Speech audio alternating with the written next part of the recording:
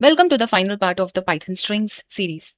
In this video, we are going to learn some advanced string functions in Python. These functions help us align text, format strings, convert characters, and work with encoding and translation. These are slightly advanced, but I will explain everything in a very simple way with examples.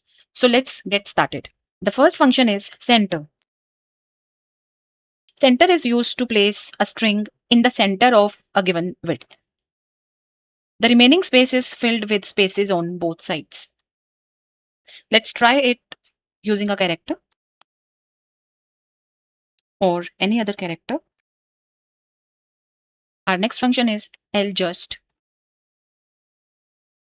Ljust aligns the string to the left side and fills the remaining space on the right. Let's try this with a symbol. Let's try this using a symbol. The next is zfill.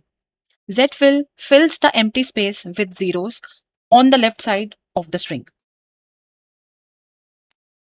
Next is format. Format is used to insert values inside placeholders in a string. Let's use the index positions. You got the same output. Let's change it.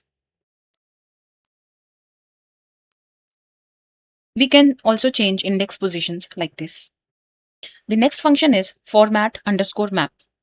This uses a dictionary. Let's understand with the help of an example. Format_map uses a dictionary to replace placeholders in a string. Next function is encode. Encode converts a string into bytes format, which is used in file handling and networking. Next is maketrans and translate. Maketrans creates a mapping table and translate applies that mapping to replace characters. Ode returns the ASCII or Unicode value of a character. Let's see with an example. And the next function is char. Char returns the character for a given ASCII or Unicode value.